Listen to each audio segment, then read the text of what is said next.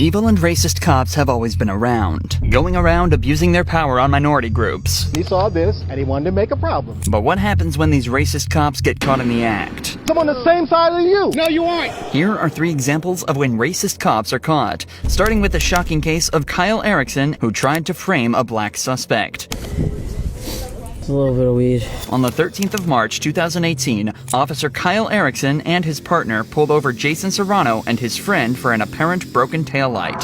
However, this stop ended up getting seriously out of hand when a cop tried to plant evidence. The car smells like marijuana, so we're gonna check it, alright? Okay, and then what? Then that's it. Then I gotta make sure everything's good with your end. Just get the taillight fixed. There's nothing in the car, you'll be good to go. Alright? Immediately, the cops claim they can smell marijuana in the car and say that they're gonna have to search it. Usually, a civilian has the right to refuse a search, but if the cops have probable cause to believe a suspect has committed a crime, they can bypass that right and search their property without consent. Smelling weed on the property technically counts as probable cause, and because it's impossible to dispute while looking at body cam footage, it's often used as a way for corrupt cops to easily begin a search without the suspect's permission or a warrant. We need to check the car, so I need you to hop out. Alright, I'm getting out. Okay. Relax. I don't have nothing for me. I can barely move. Hang out with me. I don't have nothing in my jacket. I'm not. Okay, well, he's gonna check it. I don't have nothing in. my man. No. Relax. No, I don't need to be. This situation is about to escalate for no reason. No, because I didn't do nothing. It was in the car. No, this is on me. Relax. It's my possession. Come on. Relax. Relax. Relax. Put that jacket down right now. Put the jacket down. Cuff him up. For the rest of the body cam footage, Jason is left on the ground handcuffed and visibly in pain from the takedown. It took almost 20 minutes for an ambulance to arrive. It's unclear on the body cam footage, but with how much pain Jason is in, it's obvious that an unnecessary amount of force was used to take him down. So for the cops, this is just where the story begins, and you can see the exact moment reality sets in for them. Alright, I'm searching the rest of the car. Actually, I'll let you check. Yeah. There's my flashlight. I'll stay with him. The officers are fully aware that they've hurt Jason, and if their car turns up empty, all they've done is searched a car without a warrant and used excessive force to unlawfully detain a civilian. However, if they do find something illegal, then all of that should magically go away, as Jason and the driver go from civilians to criminals, and they're just helping bring them to justice. At this point, it's not necessarily just about race. They're trying to save themselves after making a violent mistake. Obviously, this is horribly corrupt, but nevertheless, the stakes are high for the cops. Their jobs are on the line, and they have to find something. No, she has the proper documentation for the plates. Temporary registration's valid. Just ran her permit only. He doesn't have a driver's license. Yeah, that's pretty much it. Just seeing my partner found anything yet.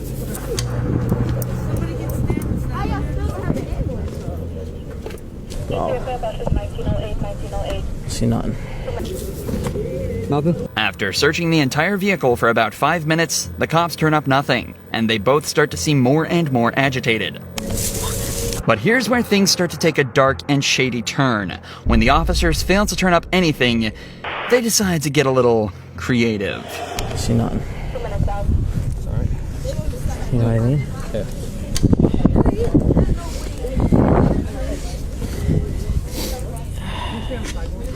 It's a little bit of weed. Without even trying to hide it from his camera, the detective places a small bud of marijuana in the cup holder of the vehicle where he's already checked multiple times. The way the officer does this without even trying to hide it implies that he's almost certain that this will never come back to haunt them, and even suggests that this might not be his first time doing it either. In fact, the way the cops have been talking to each other the entire time indicates that this might just be a regular step in their process. You good? Yeah, good? Yeah. All of a sudden, the cops have a case against Jason. During the stop, they smelled marijuana in the car. Jason became combative after they asked to search it, so they took him down and searched the car, where they found not only a small piece in the cup holder, but even flakes in his jacket. This is the story that Jason was taken to trial over, and he was charged with marijuana possession, resisting arrest, and obstructing governmental administration. It took over 2 years for this body cam footage to emerge, and only then would Jason's charges be dropped. Predictably, no charges were brought against the officers, but it did raise an important question. What else has been caught on these cameras that's being hidden from us? This is why some people feel it's important to record their interactions with police themselves, just like this black police graduate did when he was confronted by these two officers blatantly racially profiling him. Can we see some ID? No, what for? I just asked you. What's your probable cause to ask me for ID? It does not have a handicap placard. Read the plate, man. You don't even know what you're talking about. DV, that's disabled veteran plate. We can park in handicapped spots. Let me see some ID, please. No. The man recording is a graduate of the nearby police academy and was wearing full gear and uniform, including his duty belt with a loaded weapon. Because he's police academy certified, he's completely within his right to wear the gear, but the officers aren't buying it. So the graduate tells them to run his name through TCOL, an agency that, amongst other things, keeps track of every police officer in Texas. If the graduate is cleared to wear his gear, TCOL will prove it. Run it. Run them. Run it. Call T-Cole. You have no justification of probable cause to run up on me. Yeah. Why? You detaining me? I don't want you to get hit by the car. Just No. Then my question is, are you detaining me? I don't know what's going on. Okay, so then don't tell me where to go. He's not too smart because first of all, even you know, if I have disabled veteran plate, I can park in a handicapped spot. they Even just you changed- know they that. just changed No, that. they didn't just change that. Yeah, It's been that it way. is. The problem the officers had was that the graduate was parking in a handicapped spot without displaying a parking permit. But his car has a disabled veteran plate, a license plate given to many Army veterans who've made a bodily sacrifice during their active duty. Owning the plate lets you park in handicapped spots without a permit. This is fairly common knowledge across America, especially for cops. But it seems that these officers forgot about it here, and the graduate thinks he knows why. He just saw this, and he saw this, and he wanted to make a problem. That's your reputation there, Joshua. Come on, man. Yes, it is. How many black officers you got? One. Yeah, we don't have one right now. One, right, one. Yeah, but, I know. Hey, And you barely let him in. It's difficult to disagree with the graduate. They had absolutely no reason to stop the graduate and demand his ID. Maybe a new recruit could forget about the veteran plates, but this man is actually a police captain and has many years of police service under his belt. Evidently, in a department with next to no black representation. Eventually, the officers return to tell him he's free to go, but the graduate isn't leaving before saying one last thing. You know, you're feeling small now, aren't you? No, not there. You should have run up on people. You have no probable cause. If you wanted to follow me and run my plate, you could have done that. Talk to anybody? No, well, I don't have to talk to you. I don't have to talk to you. That's right. I already told you that. Waste my time and you. You're supposed to be a captain, and you don't know the disabled plates have a right to park in a parking spot. And you violating people's rights, running up on them without probable cause. I'm in a uniform doing the same thing for you for free. Alan Eddings, who was the captain. So what? I don't care what he thinks. I'm a graduate and I have T-Code certification. I have T-Code certification. Yes, I do. That's what you checked it. Says who? My certification doesn't say expired. You want it to be expired because you see brown skin. So take a walk. Walk of shame, Captain.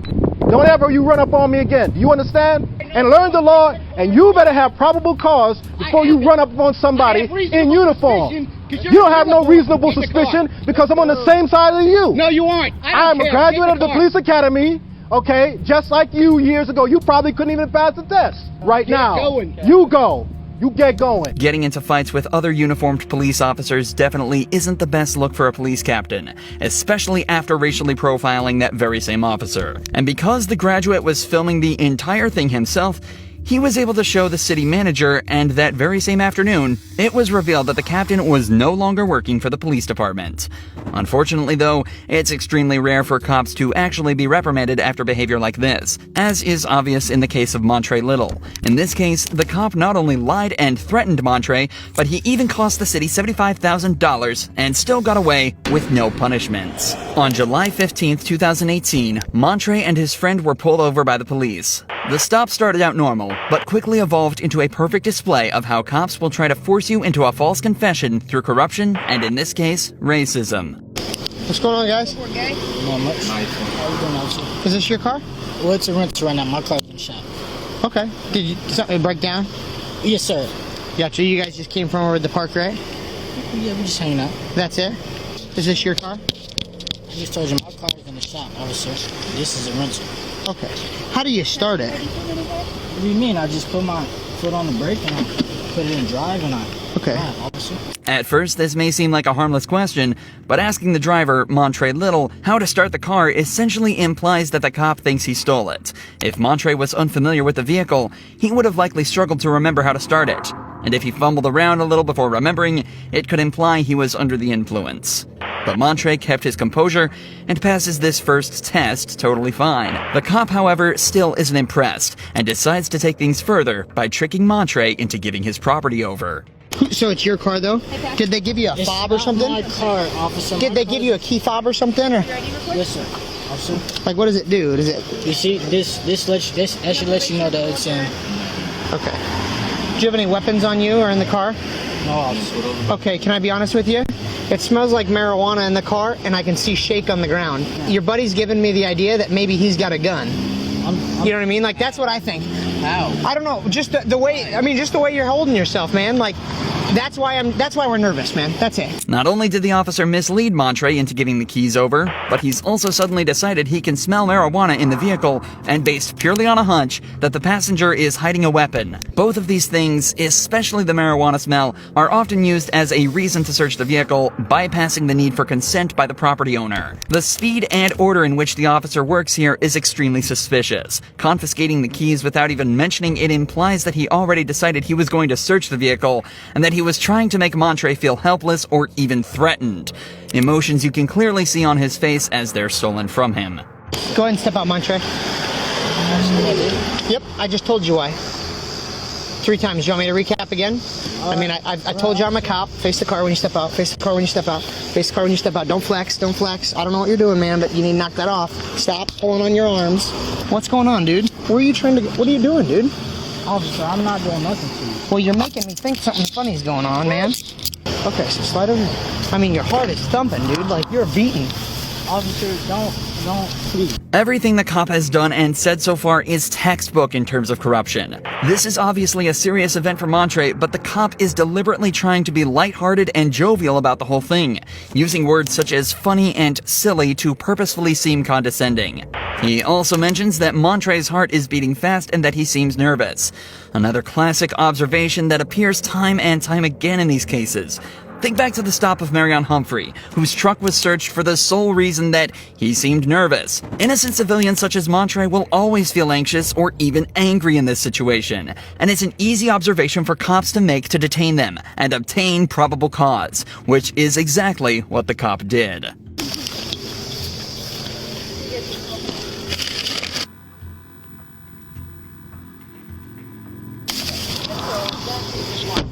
The search uncovered nothing illegal in Montre's car, but the cop kept him in the back of his patrol vehicle. This is where things start to get really shady. I did everything you asked me to, officer. You thought there was a weapon. There's no weapon. We wasn't doing anything wrong, officer. I'm not sure why you pulled me over. At your rental, everything is fine. There was no breaking taillight or nothing, officer. I did nothing wrong with you. Did I make anything up when I said the car smelled like marijuana? Yeah, a little bit. A little bit. Hold on. Because there was nobody smoking in the car. Is there marijuana shake on the floor of the car? Officer, that was cigarette ash, okay? You didn't find no marijuana. I'm not charging you with marijuana. But here's what. If you want me to be real with you, like I want you to be real with me for a second. Like, did I make that up? I believe so, officer. Okay, so you want me to just write you the ticket for the stuff that I had to write you tickets for? If you think that I'm lying, like, then we'll go to court and we'll talk about it then. Okay. Or do you want to just be real with me and I'll be real with you? Wow, officer. Montre is being aggressively backed into a corner. The cop obviously knows that he's done something wrong. He's only trying to get Montre to forget about it and move past it without further incident. When he doesn't, the cop threatens him by saying he'll write up the ticket and he'll have to take it to court, where it'll essentially be Montre versus the world. It's also important to remember that cops are allowed to lie and use deceptive tactics to extract a confession. If Montre had told him that he didn't make up the smell, then in a weird, twisted way, he essentially just admitted to possessing illegal drugs. Luckily, Montre maintained his story and was reluctantly let go by the cops. Just days later, Montre sued the city and after a year of fighting, reached a settlement of $75,000 based on an unlawful traffic stop and warrantless search. The cop was removed from patrol duty, but not fired, despite leading one of the most callous displays of corruption ever caught on camera. But the police are extremely good at one-upping themselves when it comes to corruption. Take, for example, the time when 2 Californian cops essentially kidnapped a man eating lunch in his own car. What's going on? You live around here?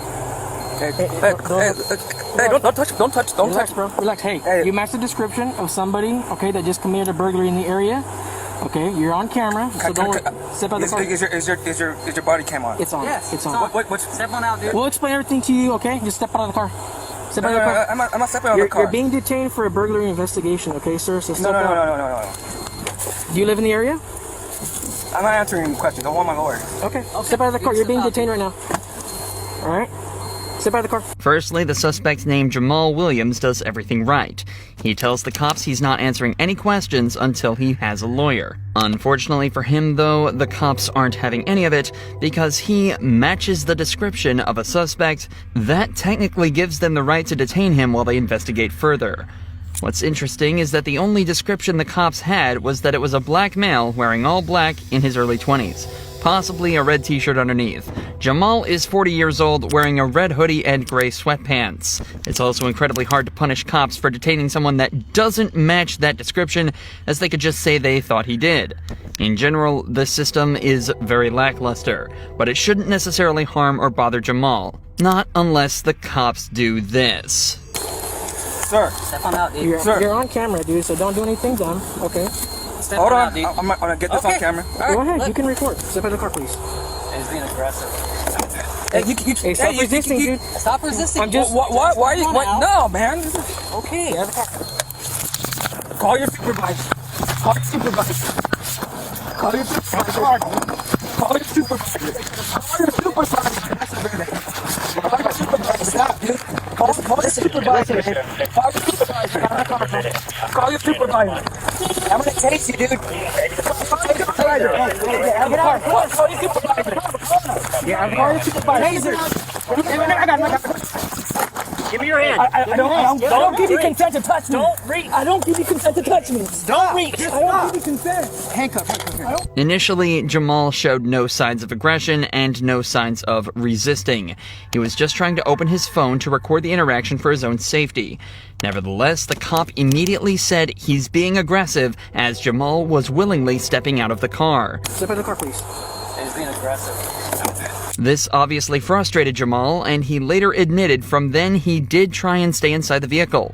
But the amount of force the cops used from here on was completely unwarranted. One cop even pulled a taser and threatened to use it on Jamal, despite him posing no actual threat. Jamal is then handcuffed and kept face down on the tarmac while multiple other patrol vehicles arrive at the scene. For a man guilty of nothing other than eating his lunch, that sure is a lot of cops. If we take these off, are you going to cause a problem? Are you going to kick any windows out, anything like that? I don't answer questions. You can leave them on then, that's fine. That's fine.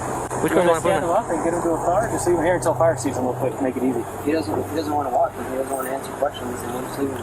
Alright, cool. Is your first name Jamal? That's who the car is. I don't give you consent to go in my car and check my car. I don't give you consent to go check my car. You're violating my 4th Amendment constitutional right. So, I think we can move forward and try at least get him in the back seat. Yeah, that's fine. What's your name again? Now, why are you guys kidnapping? I can't talk to you until you help me out. Tell me, why am I being kidnapped? Well, if they move you, we'll figure that out. I'll let you know. Okay? Find a car and put it in there. Okay. We'll talk when you get to your house. At this point, there are over a dozen cops at the scene, and Jamal is fully restrained in both handcuffs and leg wraps. He's also already been cleared to not be the suspect, yet he's still taken to the patrol car, fully restrained, and put in the back seat. It's also important to note that the cops were able to identify and clear Jamal by running his plates, something they could have done in secret before even approaching him. The worst part is that even after all of this, Jamal still wasn't free. He was cleared of the burglary charge, but he was instead hit with a felony charge of resisting arrest and taken to jail. Jamal later filed a formal complaint with the LA Sheriff's Department. But just as another example of how corrupt this system is, they were allowed to investigate themselves. And as you'd expect, they found no evidence of any wrongdoing. Months later, Jamal filed a civil rights lawsuit against the arresting officers. Unfortunately, though, the story remains much the same. The officers were investigated by a police lieutenant, and after analyzing the body cam footage, it was concluded that Jamal's actions turned the interaction confrontational, and that the arresting officers were courteous throughout the entire event. Jamal's charges were dropped, but no charges were brought against either of the cops.